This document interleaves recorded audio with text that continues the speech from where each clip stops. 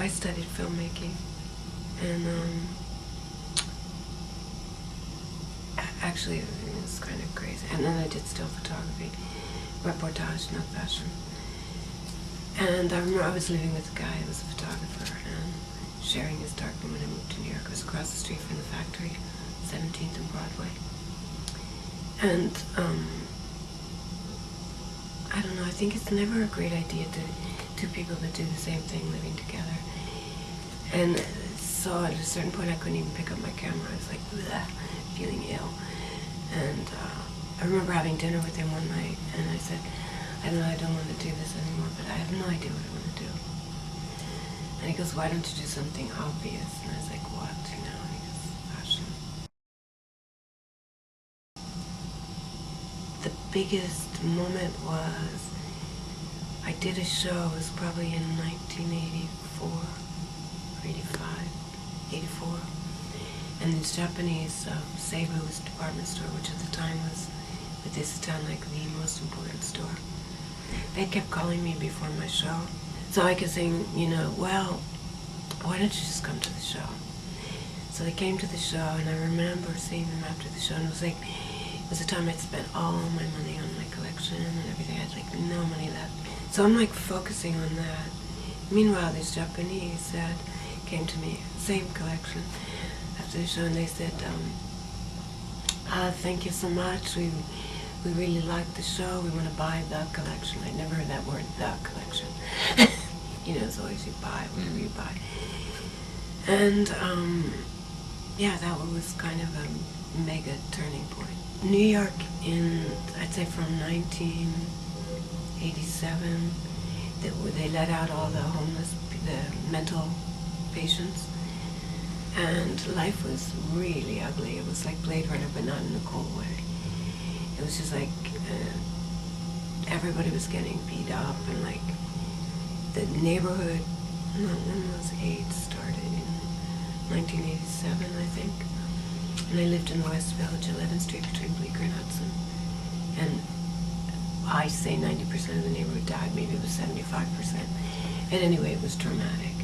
It was so heavy and sad. And it's like everybody you knew that you would see every day, they were like, oh, it was just awful. And between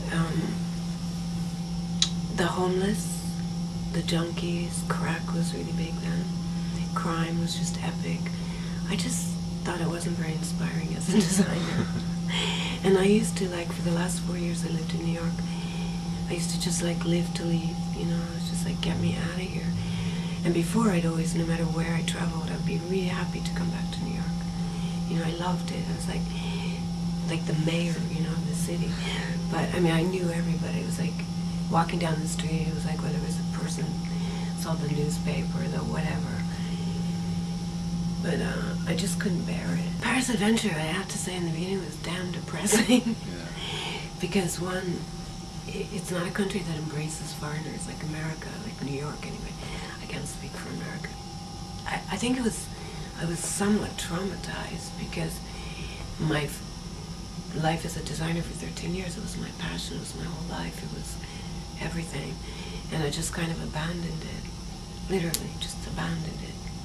My first job was as a costume designer, but it wasn't fun. I mean, I was thinking, designing costumes you think would be like really fun and expressive, and but not really, because all I was doing was putting people in jeans and rubber boots and plaid shirts. Well, there was a scene when there were supposed to be spirits, so that was more fun, but it wasn't, you know, it was deadly. I did a couple films, and I mean, perhaps if I worked with somebody like Peter Greenaway or someone who likes style, you know, could have been more interesting, but it was not interesting. Paid terrible. And then I got a job working for CBC, which is Canadian. Everybody thinks I'm Canadian because I worked there. And just like working on this TV show, that's when I met Tim Blanks. He was the on-camera person.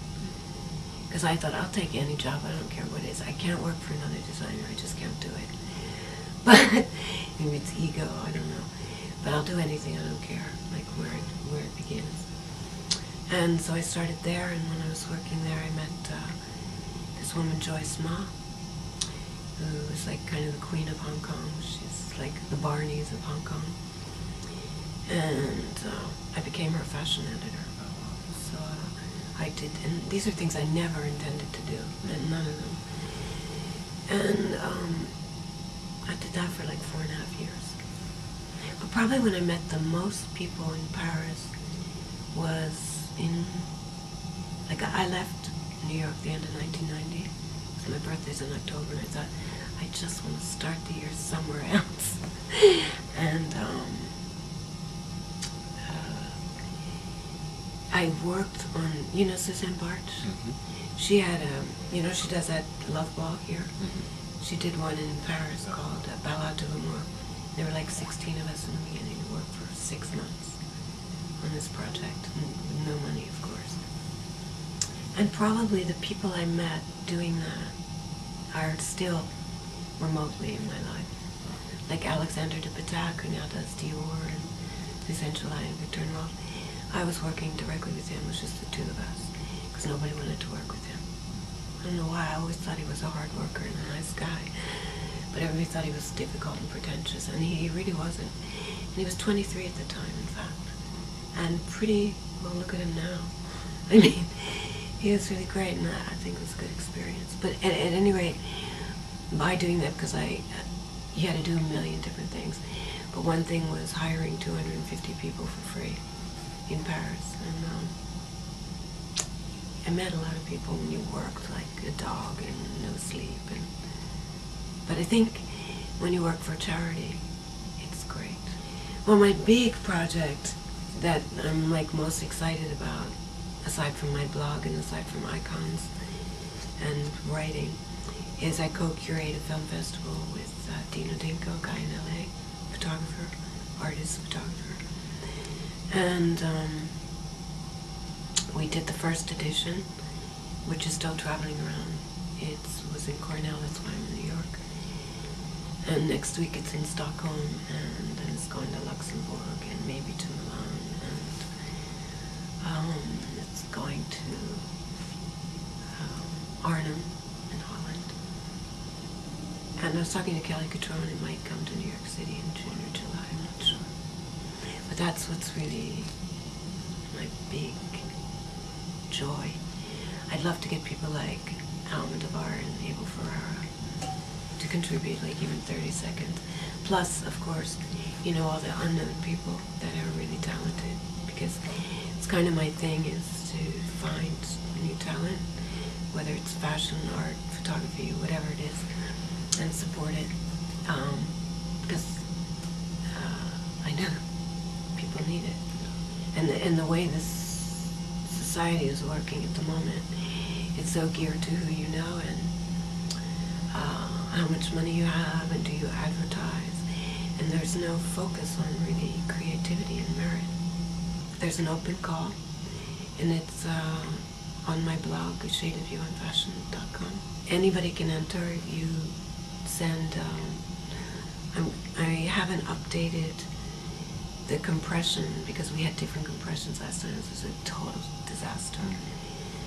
This time we want to have everybody send in the same compression, and make sure you have at least 3 images, 300 DPI, so we can use it to promote you and the festival. And to make sure you have the release from your talent and for your music. So maybe we could make a DVD.